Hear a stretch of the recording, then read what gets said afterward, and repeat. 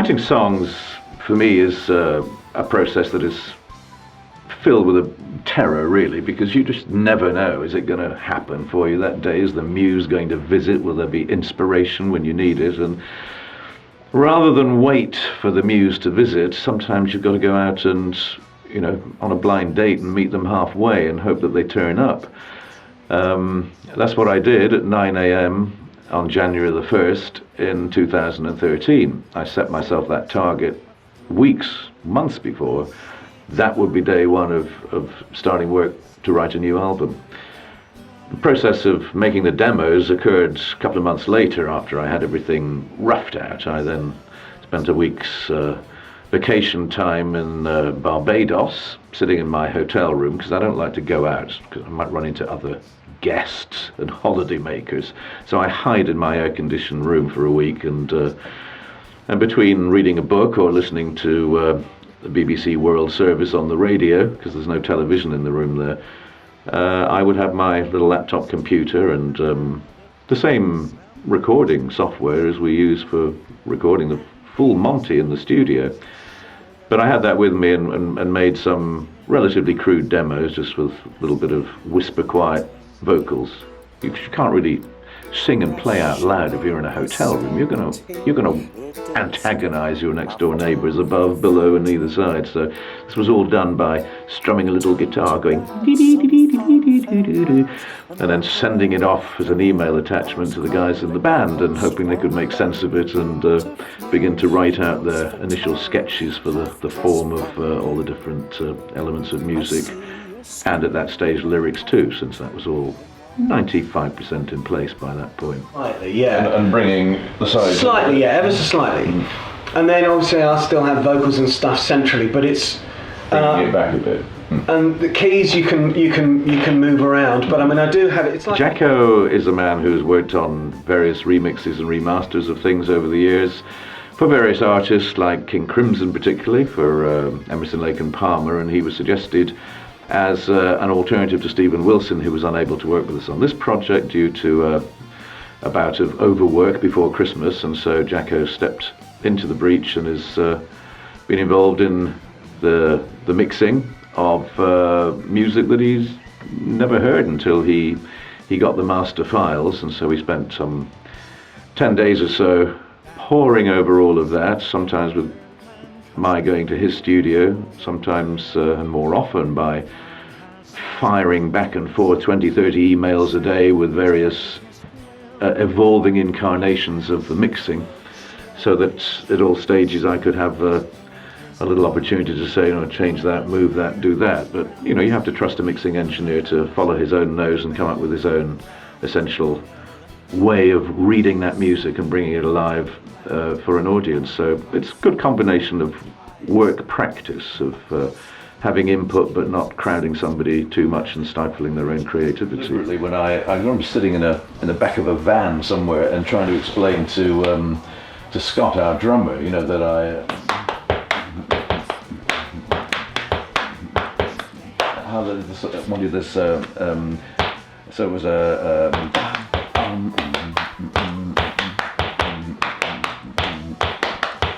So we were busy tapping away on our knees in the back of a van, and then of course he thought he'd written it down, but then he'd lost it. So when we went in to start doing the rehearsal for this, he completely lost what it was about. And I was trying to remember what my reference was, because I hadn't bothered to write it down at the time. But it was actually came from a vague memory of a song called Click Clack by Captain Beefheart. I think on the Spotlight Kid album, 75-ish. And Artie Tripp, who was the drummer, was a trained percussionist originally, played with Zappa before he did a short stint with Captain Beefheart, and he came up with this quite interesting, slightly weird backbeat drum part for this song called Click Clack, which was kind of trains, and had that sort of feeling of, when you're going across the points or the joints and the line, and it sort of rhythmically is sometimes not quite where you expect it. And so that was my reference point. I was trying to explain this to Scott, and then it all came back to us, so we kind of nailed it. But we went through lots of permutations to find the best repeating pattern that didn't just repeat endlessly. It has variations, but just I suppose we've got to make sure that somehow in all of this that we don't lose sight of where beat one is. Yeah. and I'm not sure whether just because of familiarity, whether I'm just sort of thinking, oh, I know where it is, but because it's echoed in the vocals as well, you know, which is new blood, old veins, da da dee dee da da dum, ba dum ba dum. So I'm not singing, I'm singing quaver after one. And that's so some people might just get off on the wrong foot. You know what I mean? Thinking you're where you're singing is the downbeat. So we just need to make sure that bass drum beat, which always tells us where one is, and I think that's just we're not going to lose it, but it's just I think in your mind, bear it in mind. If you get confused about the rhythm of this, then the average listener is going to be at sea. So I don't know what to. It's probably just my fault. Too late to change.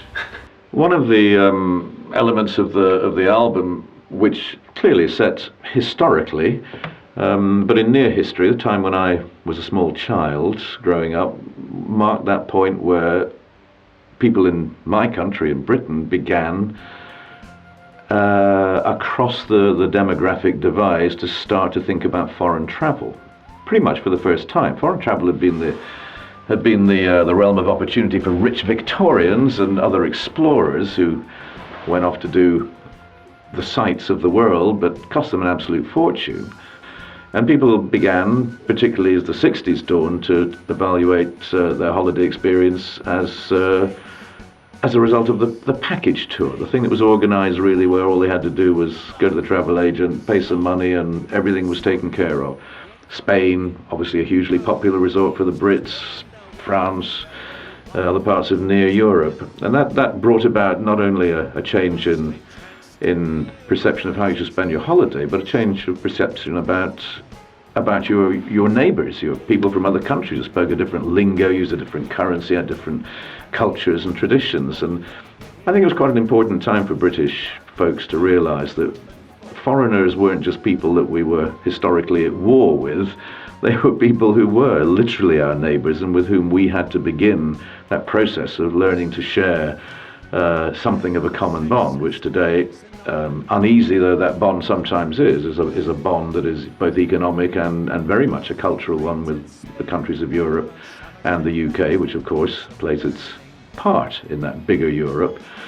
That's sort of what this album is about, really. It's about people going places, learning from the experience, evaluating something that you didn't know about before, and benefiting, hopefully, as a consequence.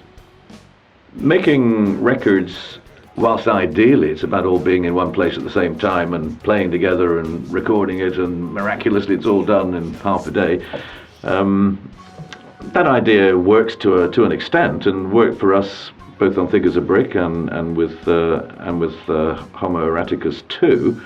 But the recording process from a technical standpoint does require that certain things are kept in isolation from an audio point of view. I mean, I can't sit in a room with a loud drummer playing, you know, Crash Bang Wallop and an open microphone and sing my part or play a flute without it producing a pretty unsavory sonic result. So things like that have to be overdubbed, which is why we use multi-track recording, where we get all the main ingredients played pretty much live in the room, but as always, even though I may have rehearsed it singing and playing live with the band so they know what the whole song's about, when it comes to the actual real recording of my parts, it has to happen in isolation as an overdub. It's kind of catchy. It's a sort of it starts off deliberately with a little nod and a wink to the beginning of Living in the Past with the bass intro. That's just thoughts that, I suppose, in a way, continuity is not a bad thing. If you Okay, that bit. New blood, old veins, ringing in the new dawn. Like it, lump it, old chips with curry on. Let's get to it, Tempest Fugit, kinda cheap, the coroner. Affordable package tours of the land of Johnny Foreigner. New blood, old veins, kids can't wait to be gone. Next door, jealous neighbours peeping through the curtains drawn. Half-timbered Morris traveller, pop the luggage in the back. On the ferry, getting merry, bending over Builder's Crack.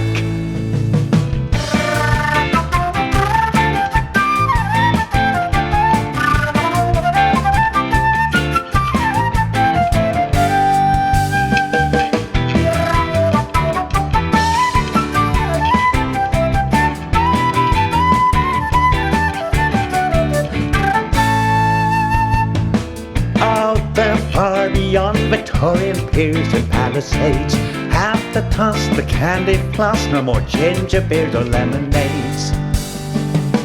Roll on, roll off, duty free over Calais. Wet the lid, but hefty sip, cheap brandy, jolly Beaujolais.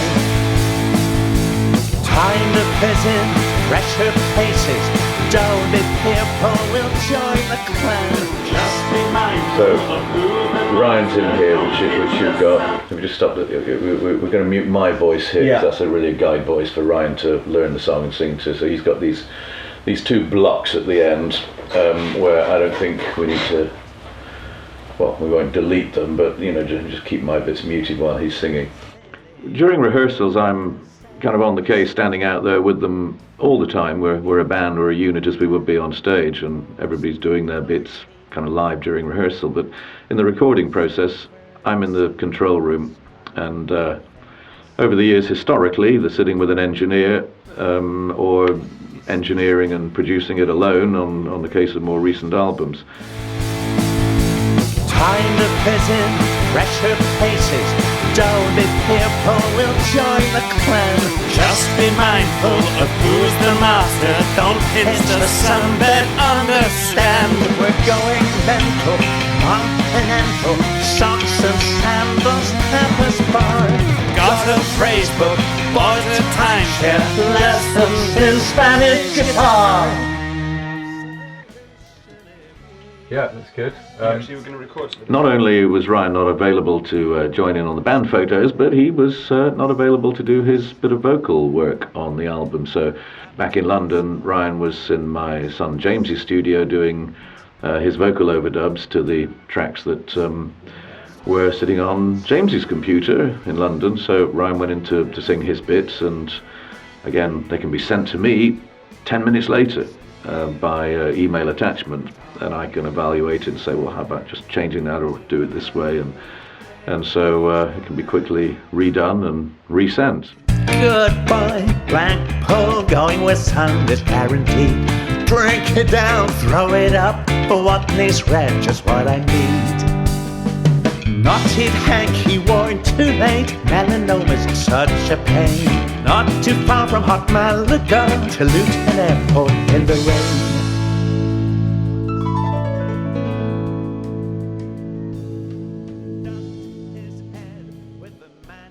Good one. It sounded just one rocky moment right at the very beginning, but there's probably lots of takes, Scott. I still haven't got a great bridge.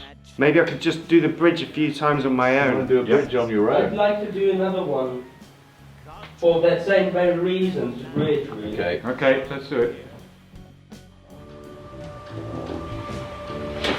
We had lots of thoughts about keyboards on this, and John did some very simple things which are quite atmospheric. It's not getting in the way musically or rhythmically, but he's got some really good little ideas.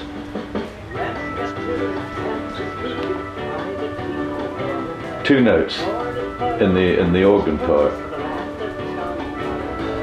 So I mean the whole of a verse is just two notes, and sometimes, especially if you've got a classical training and you know all about music, it's tempting to get both hands on and there's big rich chords, but John is very good at just realising sometimes less is more. Yeah. And of course I have to pay him less. Paying by the note. No, that's right. That's what we're doing wrong, isn't it? Dang, so it's 1, 2, 3, 4, and 4 and 5, 6 is that chord there. Yeah. Quaver after 4. And so Dave and John just alone on my count. 4, 5, 6. And you're to play your part again. 1.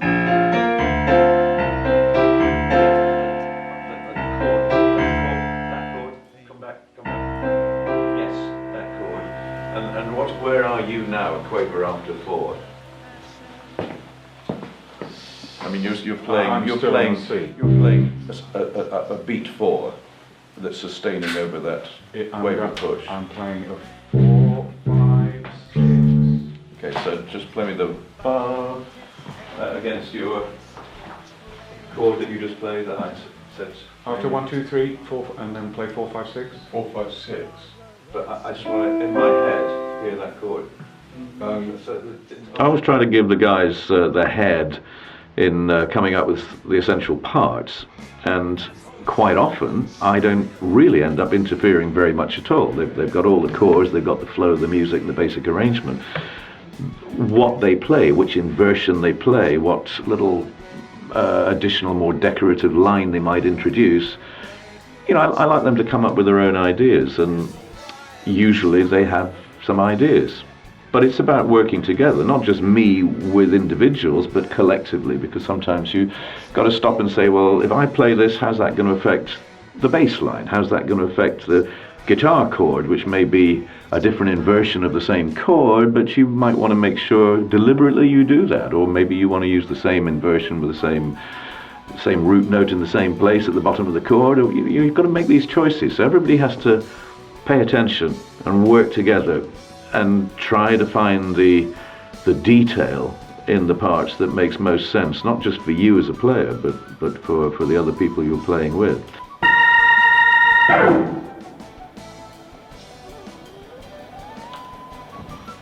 Doesn't quite work. Let's leave it. What, the blah blah blah? Yeah. It's, no. I think it's better, and then lift it up just before. Exactly. Yeah, okay. So we're going to do this bridge section. Yeah, and at the very end, just maybe suggesting to add the organ, just an organ sustain chord underneath the piano arpeggio at the very end. Mm-hmm. As an option. Well, yeah. Well, can we go for it now? We can. Let's do the bridge again though. A bit more rocky in the bridge. Brilliant. And not quite so sustained underneath Florian's guitar. Sounds good. Ready to roll? Okay, Flo.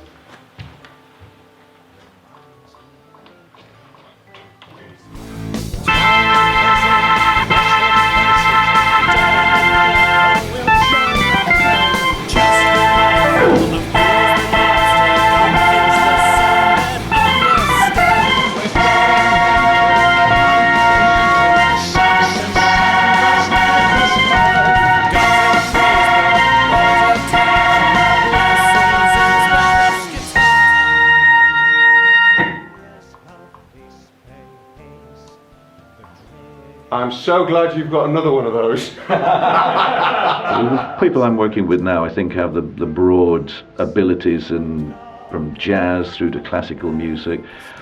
None of them are actually what I would call from the folk tradition. None of them are really particularly into ethnic music, the broader and more historical cultural music of the world, which interests me a great deal as an acoustic musician. But from classical music to jazz and to rock, you know, they bring their own different ingredients into the mix, and they've all managed to cross boundaries in terms of their own playing style and hopefully their own developing interest in music, because for a couple of the guys to do something that's more of a rock album like this is not something that they've spent most of their lives doing up to this point. They're good guys right now for me to work with, and they're free to move on and find new challenges in life as they turn up, and then, like people before them, they will have to be replaced. But it's not a callous and cold-hearted procedure, you know. It's the way things evolve. You don't necessarily get to work with the same team all the time, however much you might like them. Everybody's got to be feeling free that they do it because they want to do it, and it suits them for now. It's been a difficult journey to take, given that it has to be taken over a finite period of time.